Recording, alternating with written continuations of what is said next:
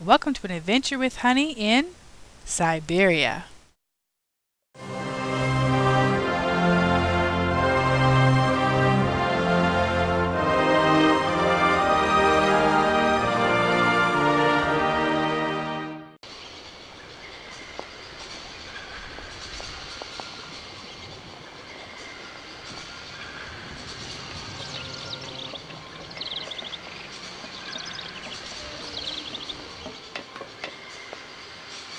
Alright, so we should see them and be able to actually be in a position of towing now.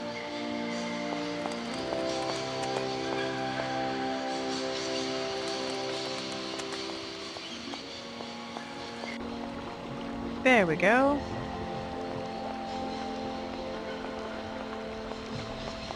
Hey there! On the boat! Barge on other side! You still need us? Well, yeah, we need you. You're supposed to be helping me. What do we do now to tie my train to the barge? Mademoiselle Takatak, Lokokokomitchen. What did your husband say? You attach chain to train and chain put train with barge. Hop, catch us up.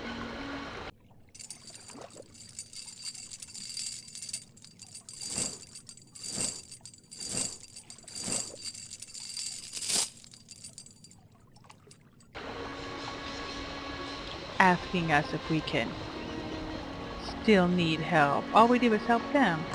Alright, hook. To train. Yeah, right there. To chain. We have to hook the chain to the train and the barge will pull us.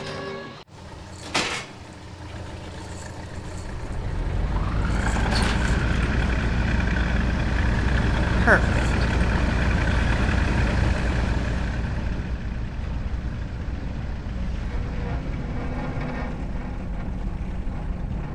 There's our winding mechanism we saw.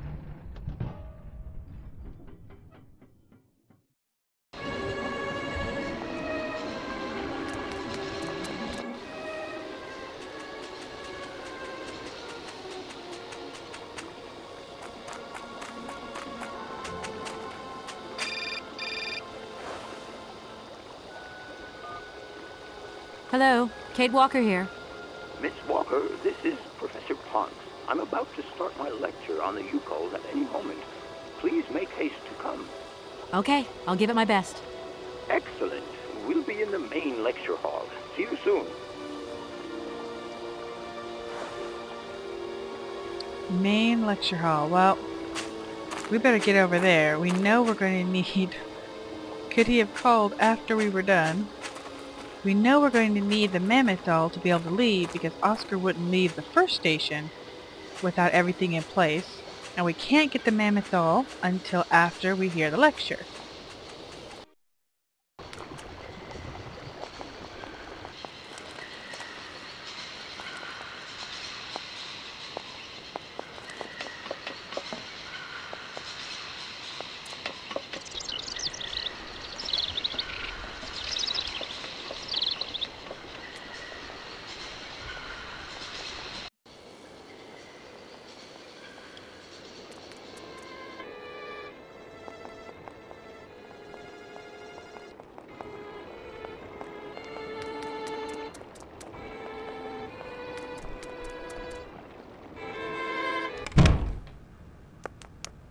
Alright, I believe his lecture hall was up.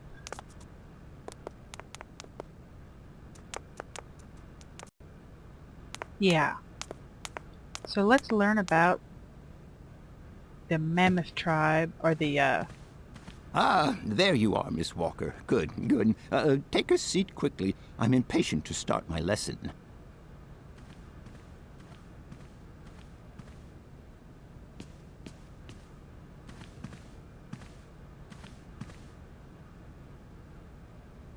My young friends, a very exciting discovery, unimaginable up until only a few hours ago, has come into my hands and has finally allowed me to complete my study on the mysterious Yukol people. Lights, please. The Yukols are a people from the far north about whom very little is known. They live far away, very far away, on the frozen borders of Siberia. This distance and the climatic conditions of the region, which are unfavorable to human existence, have limited the size of the Yukon population and kept it out of reach of the scientific world. The handful of slides that follow are actually the only documentation we have in our possession. It was a Russian explorer who made these drawings and took these photographs 100 or so years ago. Today, we owe what we know about the Yukon people and their culture to him.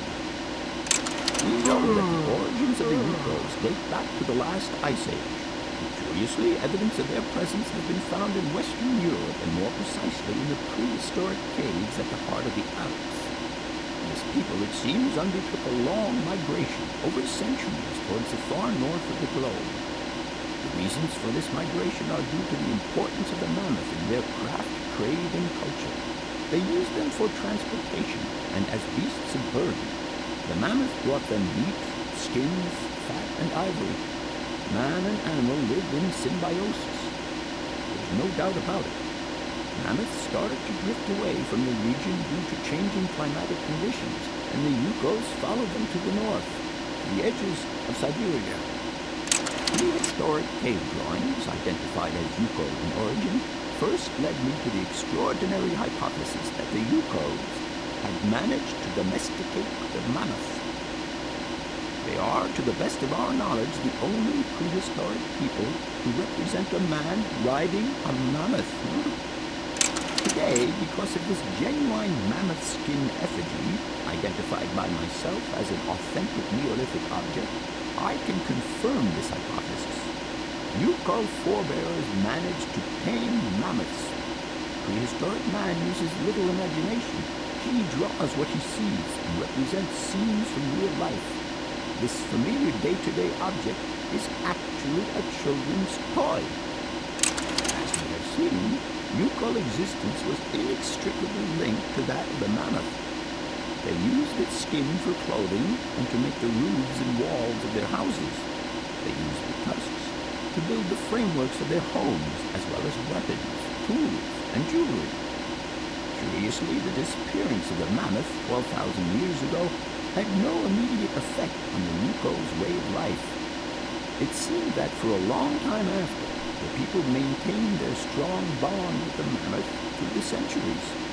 As incredible as it may seem, the Yukon people have continued right up until the start of this century to feed themselves on mammoth meat and to use the skin for clothing and shelter.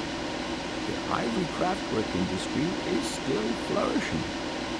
It would appear that to preserve ancestral customs, the Yukons learned how to exploit through the centuries the large number of frozen mammoth carcasses that were perfectly preserved in the ice of the Siberian tundra.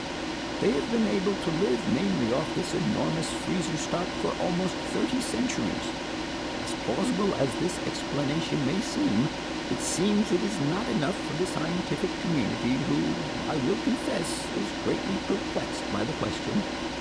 In the absence of acceptable scientific evidence, we have to make do with Yukon shaman artifacts. The research department that I have the honor to represent today lends no credence to the myths and legends that these tribal charlatans peddle. We have to take their stories at face value, mere tales to while away the long Siberian winter. The legend of the Siberian ice ark is a very good example. You are invited to find out for yourselves from the pamphlet that I had passed around to you. This legend would have us believe that today, somewhere on a lost island to the north of Syberia, there are living mammoths still in existence, a sort of hangover from the Ice Age. This small herd has been miraculously preserved for more than 120 centuries by the Yukon's tender care. And the island on which the pachyderms are said to live is called Syberia. My friends, I advise you to resist the temptation you may have to believe in this pish and tish. The island of Syberia is not charted on any map, and the idea that mammoths have survived to the 21st century is an idle scientist's pipe dream. The Yukons were sadly among the first victims of the colonization of continental Siberia led by the Russians in the 20th century. The kolkhas and sovkhos systems, as well as the exploitation, disdain, and humiliation the people had to suffer, marked a definitive break in the Yukol's traditional lifestyle. Since the collapse of the communist regime, the Yukol population finds itself confronted with the same political and social upheavals that other Siberian communities are experiencing. There are two consequences to arise from this. Some Yukols have lost their tribal identity and have integrated into the Russian population. Others, however, have sought long and hard to re-establish links with their ancestral culture that was lost under the Soviet regime. Now, at the start of the 21st century, the last true surviving Yukols have gone to live on the vast territories of their ancestors. Nobody knows today where they live or how they survive. Their very existence would be a matter for speculation if they did not turn up periodically at the tundra's most isolated fur trading posts to exchange mammoth tusks for essential items. There ends my lecture for today. Thank you for being among us today, Miss Walker. Please make your way to the laboratory where you will find your mammoth doll. There are also photocopies of my lectures should you so require them. That was the loudest slide machine ever. Old movie reel, I don't know.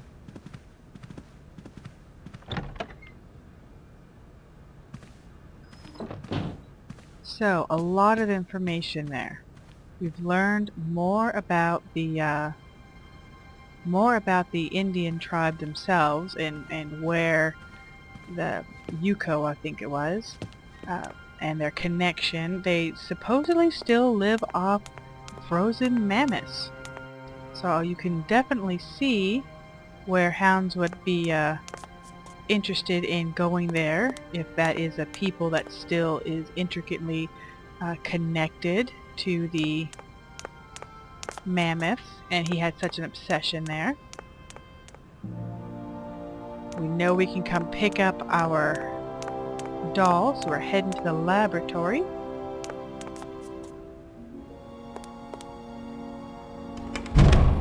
I thought she was going to say, no point, it's locked. Ah, and a copy of his lecture.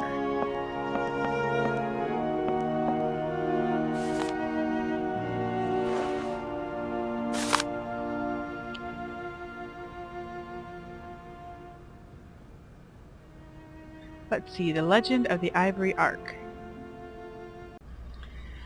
In a nutshell, The Legend of the Ivory Ark says that the Yukols wanted to build an Ark-type ship made entirely of mammoth tusks, put a huge supply of fodder and food for them, take a herd of mammoths on the ship, and send some intrepid clansmen out to find better pastures.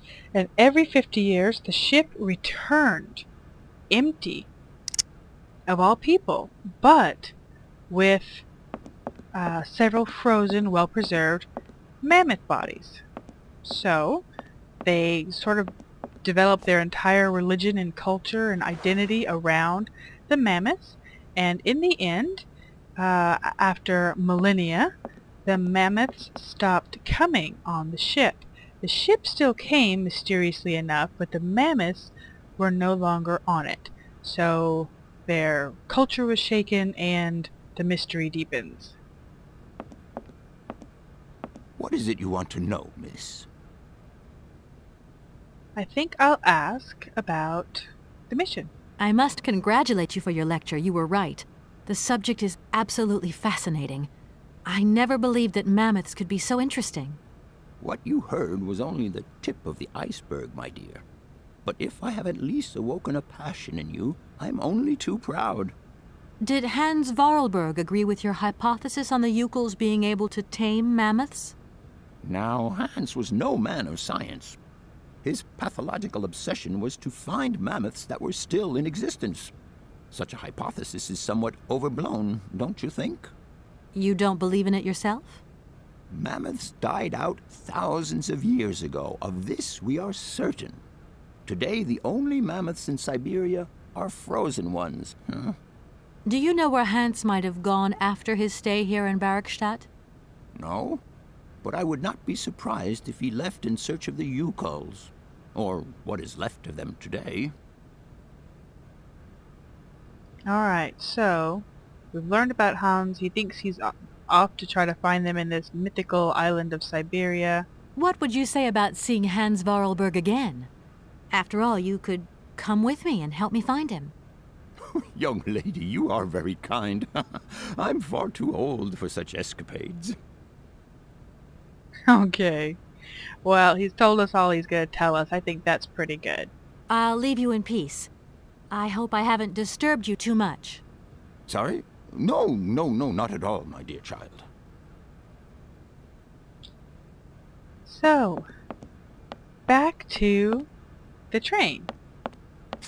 Let's get it wound up and say goodbye to the university as we continue our hunt for Hans.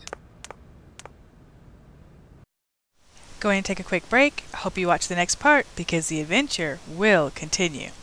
See ya!